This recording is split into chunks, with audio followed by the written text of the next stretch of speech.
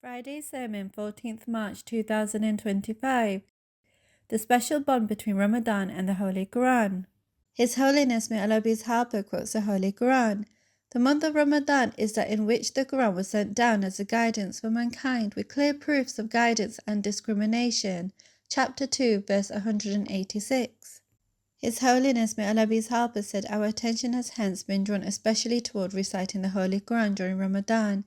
Every year the angel Gabriel alayhi salam would revise the entirety of the Holy Quran that had been revealed up to that point with the Holy Prophet sallallahu alaihi wasallam. And in the final year of the Holy Prophet sallallahu alaihi wasallam's life, Gabriel alayhi salam went over the entire Quran twice in the month of Ramadan.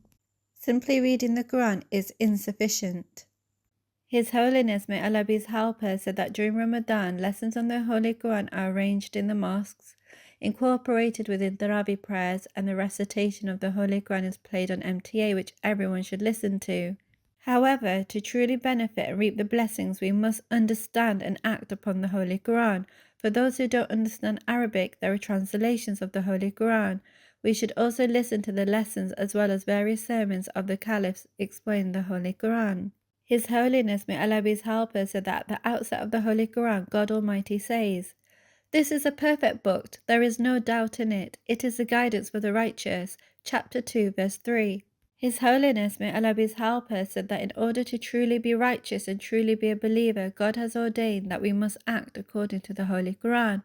Then we can be considered true believers and become the recipients of God's blessings. Acting according to the Holy Quran enables one to become righteous and rightly guided. His Holiness, may Allah be his helper, quoted the promised Messiah alayhi salam, who said that the blessings of the Holy Quran are just the same as they were at the time of its revelation to the Holy Prophet sallallahu alaihi wasallam.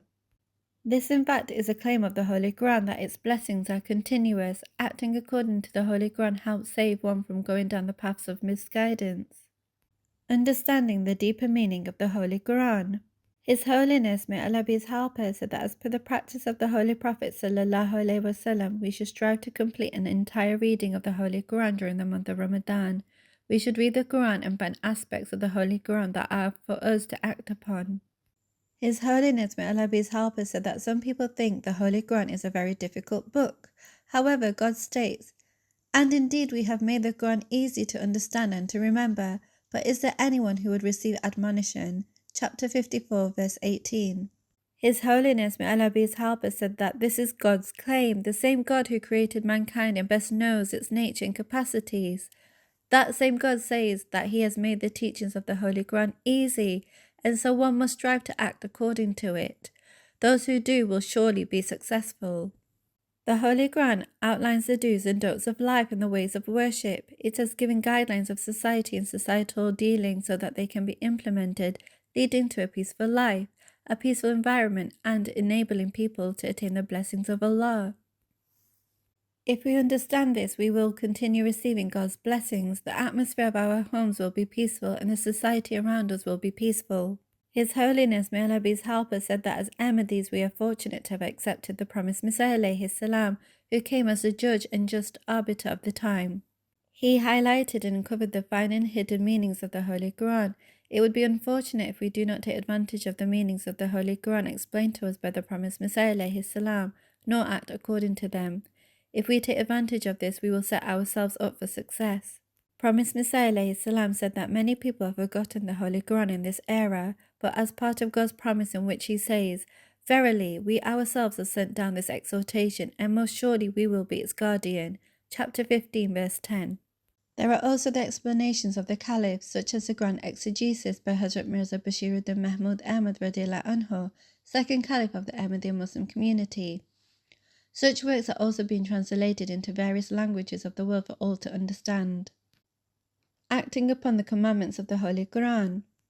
His Holiness, may Allah be his helper, said that once the Holy Prophet sallallahu alaihi wasallam said that a believer who reads and acts according to the Holy Quran is like a fruit that tastes and smells exquisite. A believer who does not read the Holy Quran but acts according to its teachings is like a date that tastes good but doesn't smell good. A hypocrite who reads the Holy Quran is like a fragrant plant that tastes bitter, and a hypocrite who doesn't read the Holy Quran is like a fruit that tastes bitter and has a foul odor. Responsibility of parents in instilling love for the Holy Quran. His Holiness, may Allah be his helper, said that parents bring their children to him for the Ameen ceremony.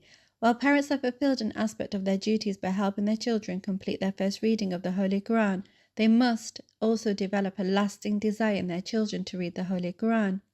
This can only happen when parents themselves pay attention to this as well, so that children see their parents reciting the Holy Quran and reading it with translation. This way, parents will also be able to answer the basic questions their children ask. Thus, when parents themselves establish true love for the Holy Quran, then they will be able to instill the same love in their children. His Holiness, may Allah be his helper, said that those parents who act according to the Holy Quran do justice to parenting their children. Such people do justice to their neighbors. They do justice to being members of this community. They do justice to their worship. Such parents become true role models for their children. Wives look up to husbands who act according to the Holy Quran. A virtuous environment is established in the home. Hence, it is by acting according to the teachings of the Holy Quran that one can attain guidance, resulting in a revolutionary change in one's life. His Holiness, may Allah be his helper, quoted the promised Messiah alayhi salam, who states that true success is found in the Holy Quran.